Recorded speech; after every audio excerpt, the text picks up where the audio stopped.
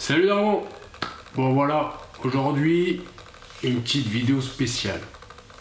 Donc déjà vous voyez, je suis pas chez moi, je suis en vacances, je suis en Grèce, je suis à Kos exactement, sur une île dans le sud, juste à côté de la Turquie. Donc voilà, je vais faire une petite vidéo spéciale comme on l'a vu dans le titre. On va parler sport de combat. Donc on va parler surtout, donc sport de combat, le combat qui va arriver là très prochainement. Donc c'est Khabib Nurmagomedov, désolé pour le nom, c'est compliqué, et Conor McGregor. Donc je me suis dit que parler un petit sujet comme ça, qui me tient pas à cœur, parce que je suis toujours l'UFC, j'adore ça, ça va vous changer. Donc mettez un commentaire pour ceux qui ont aimé, ceux qui n'ont pas aimé. Donc voilà. Donc voilà l'envers du décor pour cette vidéo. Donc là, je vais vous dire ce que moi j'en pense. Donc je ne suis pas un spécialiste. J'ai pratiqué, je connais un petit peu parce que je regarde.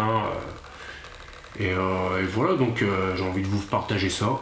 J'ai envie de vous donner mon avis qui va pas changer grand chose à la donne parce qu'on n'a aucun pouvoir.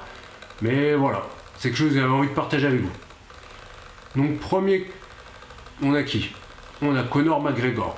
Donc lui, c'est quoi? Une grande gueule. Il a du charisme. Qu'on l'aime ou pas, le mec, on le connaît. Et le gars, il a fait sa carrière en 4-5 ans, il a fait sa carrière à l'UFC. Alors que certains, ça fait 10 ans qu'ils sont là. Et il y en a, je suis sûr, personne ne les connaît. Et lui, tout le monde le connaît. Même des gens qui pratiquent pas. Voilà, le gars, il a un charisme de malade. Donc déjà, je pense qu'il était pris à l'UFC parce qu'il était bon. Pour résumer, le gars, en fait, il avait fait sa carrière... c'est un Irlandais, donc il combattait au Cage Warrior et au Bama. Et il était champion des deux. Et je sais qu'il y a une petite histoire là-dessus où il avait arrêté, ça faisait une semaine qu'il avait arrêté parce que le gars il gagnait un peu d'argent, mais bon, Bama, Cage Warrior, tu gagnes de l'argent, mais pour en vivre, après, c'est une autre histoire. Il n'y a vraiment que l'UFC qui va vraiment donner des gros cachets. Ou peut-être des fois des compétitions au Japon, ou dans les pays de l'Est, je sais qu'il paye bien. Donc lui, ce mec-là, il allait arrêter. Et une semaine après, il s'entraînait toujours, mais il voulait plus faire de combat. Il avait les deux ceintures. Mais une semaine après qu'il a arrêté, Dana White, il a appelé son coach, il me semble. Kanavag. Voilà, c'est ça, ou Kavanagh, je sais plus, un truc comme ça. Bon, un super coach. Et un écossais, il me semble. Et voilà, il l'a appelé pour qu'il vienne à l'UFC. Donc en gros, ce coup de téléphone, il a changé toute sa vie, ça lui a donné l'opportunité. Lui, avec son charisme, son pied-point, et puis sa grande gueule, il arrive à l'UFC, il a tout pété en 3-4 ans, et là ça va faire 4-5 ans maintenant qu'il est là-haut. Et le gars, il a gagné 2 ceintures, je dis pas de bêtises, en 70 kg et en 67 kg, ouais, voilà.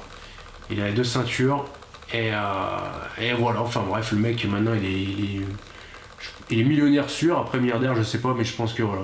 Mais bon, il est un peu aussi dans les affaires un peu louches, avec la mafia irlandaise, tout ça. On faisait pas trop ce qu'il fait, mais enfin bref, le mec il fait son business, il a entre guillemets réussi déjà sa vie. Donc voilà, pour parler grossièrement. Donc l'autre côté, on a qui? On a Khabib Nurmagomedov. Donc lui, il est où? Il est à Laka, il s'entraîne à Laka. Donc c'est un mec qui vient, c'est non, je dis pas de bêtises, c'est pas un Tchétchène. Si, c'est un Tchétchène, c'est un Daghestan, il me semble qu'il vient de Daghestan. Donc le gars, comme les gens généralement de là-haut, des pays de l'Est, super fort en lutte. Un pied-point quand même correct, même si des fois son attitude et ses réflexes sont un peu bizarres, il boxe très bien. Il est quand même... et surtout c'est un bagarreur, donc c'est un mec qui... Pour le faire reculer, je pense que c'est très compliqué. Donc il avance tout le temps, il met une grosse pression. Donc il t'étouffe, t'as beau bien savoir boxer, si t'arrives pas à bouger. On l'a bien vu avec Edson Barboza. Edson Barboza en pied-point, il est très bon, il a surtout des jambes de feu. Et il lui a imposé un rythme et une pression de malade, avec un cardio de malade. Le mec, il a pas pu suivre. Donc lui, voilà, c'est ça ses armes. Donc lui, on connaît pas... Moi, personnellement, je connais pas grand-chose sur lui. J'ai juste que quand il était jeune, il s'amusait à s'entraîner avec des ours. Mais bon, ça, je pense que c'était plus pour le fun. Mais voilà, c'est les mecs qui, de là-haut, c'est mort de faim, c'est les mecs qui lâchent rien. Donc en lutte, c'est vraiment des guerriers, quoi. Et le gars, lui, personnellement, il est beaucoup plus discret. C'est quelqu'un de humble, il a beaucoup d'humilité. Et voilà, c'est un autre personnage. façon, donc on aura plus envie de se ranger de son côté, parce que c'est quelqu'un de droit et quelqu'un, voilà, du moins ce qu'il projette, hein, ce qu'on voit, de ce que j'en vois. Mais d'un autre côté, Conor McGregor, lui, c'est un peu la réussite, c'est un peu le mec qui est arrivé, qui a tout retourné. Et je pense que Dana White, à l'époque, il l'a sorti de là-haut, et il savait qu'il y avait une grosse communauté d'Irlandais, du moins, d'immigrés irlandais qui sont genre comme des grosses villes comme à Boston, des choses comme ça, qui sont en Angleterre, aux États-Unis. Donc il savait que les gens allaient suivre derrière et que ça allait être le feu. Quand il faisait ses combats, on a dit que c'était les matchs comme les supporters de Liverpool au football, où ils chantent et c'est vraiment une grosse ambiance. Et c'est vrai que pendant un moment, il n'y avait qu'au Brésil où on ressentait ça, une grosse ambiance quand les combattants combattaient. Hein. Il n'y avait que là-haut, aux États-Unis, des fois c'était un peu mort, quoi. C'était pas une grosse ambiance. Et il a ramené ça, et c'est vrai qu'au niveau de l'engouement, c'est vraiment bien, et pour le spectacle, c'est vraiment quelque chose de magique. Donc voilà. Donc, moi personnellement, pour qui je pencherais, et ben franchement, c'est très dur. Parce que d'un côté, on a Khabib qui a un cardio de malade, il a une lutte de malade. En pied-point, il est pas dégueulasse, et je pense que on n'a jamais vraiment vu, mais je pense qu'il peut encaisser quand même. C'est un mec qui a, je pense, un bon menton. De toute façon, il est à la AK. La AK, c'est l'équipe de Danny Cormier, Luc Rockhold, et puis j'en passe, hein, il y en a encore des autres. Hein. Et c'est des mecs, voilà quoi, je pense niveau entraînement, c'est très dur. C'est très dur, et je sais qu'à l'époque, genre Ken Velasquez, lui, quand il s'entraînait, il faisait, je sais plus, il faisait 10 rounds, 10 ou 12 rounds de 5 minutes en sparring, il est vraiment dur pour être prêt. En fait, et c'est Daniel Cormier qui avait dit, il faut faire le double de ce que tu fais en combat, donc eux, normalement, c'est 3 ou 5 rounds, et ils faisaient entre 10 et 12 rounds, ils disaient. Donc voilà, en sachant que Ken Velasquez et Daniel Cormier, c'est des poids lourds ou lourds légers. Donc lui qui est en catégorie inférieure, donc 70 kg, je pense que voilà, c'est encore pire. Donc voilà, au niveau lutte, il est vraiment au-dessus. Après, est-ce que Conor McGregor il aura la défense pour l'empêcher d'aller au sol, ou pouvoir carrément répondre au sol et puis lutter avec? Je pense pas. Voilà, lui, Conor McGregor, son arme, ça va être balle-pied-point. Hein. Il a un sacré coup d'œil. Il provoque, il énerve ses adversaires, il les emmène à la faute. Il va vous forcer à attaquer pour vous contrer parce que c'est un contreur. C'est un gars qui a un sacré punch. Sur un coup de poing, il peut vous assommer. Non, je dis pas que Khabib, il peut pas. Hein. Mais lui, il a vraiment il pique, comme on dit dans le jargon. Il va vraiment te faire mal, il va vraiment taper au bon moment, il va avoir le coup d'œil. Il a le coup d'œil du striker. Voilà, ça va être le coup d'œil. Il va frapper au bon moment. Et il va savoir t'emmener à l'erreur pour vraiment te cueillir. Donc que ce soit les jambes, les genoux, les poings, après les coudes, il n'utilise pas trop les coudes. Mais bon, au corps à corps, je pense qu'il va quand même l'utiliser parce que pour défendre sur la lutte sur Khabib. Après, voilà, honnêtement, s'il fallait vraiment parier, je mettrais, allez, 60% Khabib, 40% McGregor.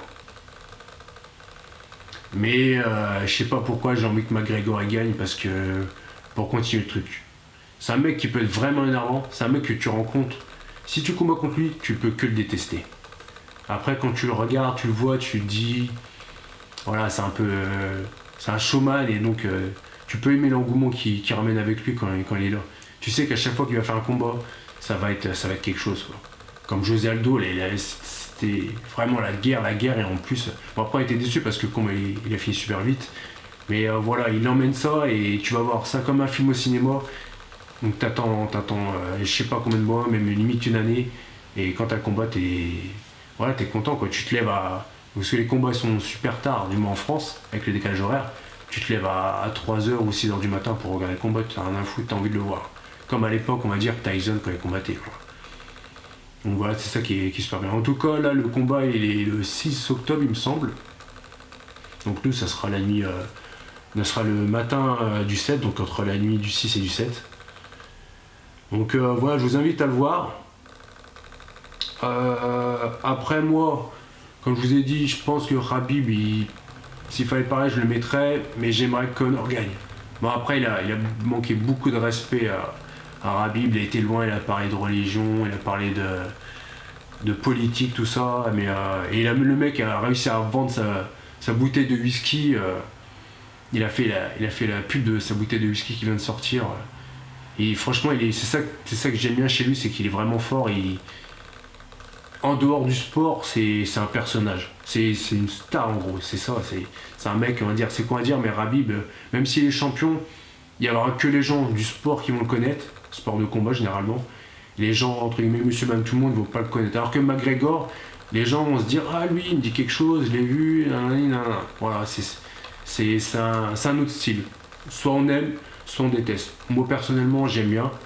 Après Khabib, j'aime bien aussi parce que pour moi, quand tu fais des sports de combat, il faut savoir être humble et avoir beaucoup d'humilité. Et lui, c'est ce qu'il a. Donc c'est ce que j'aime aussi. C'est un gars simple. Mais bon, comme on dit, la modestie, ça récompense pas toujours. Donc voilà. Moi, mon avis pencherait pour Khabib pour la victoire. Après la manière, ça peut. Je pense pas que le combat va aller à son terme. Mais d'un côté, je vois pas McGregor abandonner sur des coups. Peut-être une soumission surprise. Peut-être une soumission surprise avec la fatigue. Un peu comme Ned Diaz avait fait à McGregor. Je pense que ça peut faire un truc comme ça, tout simple, un étranglement arrière, une guillotine. Bon, je ne vois pas trop mettre un triangle ou des choses comme ça, ou un joji. Il tapera pas là-dessus, je pense, McGregor. Donc, étranglement arrière, je pense que ça peut se faire. Des frappes, il est fatigué, il donne le dos. Il prend Mataleon, étranglement arrière, et il l'endort. Ou il tape avant de dormir. Je pense qu'il tapera avant de dormir pour pas avoir l'air trop con. Donc voilà. Mais on n'est jamais à l'abri d'une patate ou d'un coup de pied. Ça peut aller très très vite. Donc voilà. Donc voilà, c'était mon avis sur le combat. Dites-moi si vous aimez ça, ce genre de vidéo. Ça change. Mais bon, comme ça on discute un peu aussi de ce que j'aime, hein. C'est notre chaîne YouTube, j'ai envie de parler un petit peu de ce que j'aime, partager avec ceux qui ont envie de partager. Et voilà, donc pour moi Khabib je pense va gagner. Mais dans les deux cas, je serais pas déçu, j'ai envie juste qu'il y ait un gros combat, que ce soit la guerre. Et voilà, je pense après les mecs, je sais même pas s'ils vont passer l'éponge parce que Khabib, je pense qu'il a vraiment envie de le tuer. McGregor lui fait ça pour le plaisir, hein. Il dit j'ai de l'argent, mais après il fait ça pour la thune quand même. Khabib, je pense qu'il va prendre un billet quand même, mais pas autant que McGregor. J'aimerais bien voir les salaires d'ailleurs. Mais bon, il n'y a pas tout dessus, il n'y a pas les bonus, les choses comme ça, ils disent pas avec les pubs. Mais bon, je pense qu'ils vont prendre un bon billet tous les deux. Donc dans tous les cas, les deux seront gagnants. Donc voilà, c'était mon avis. Mettez en commentaire qui vous pensez qui va gagner. Et voilà, on se revoit très bientôt. Et d'ici là, n'oubliez pas, no faits, just training.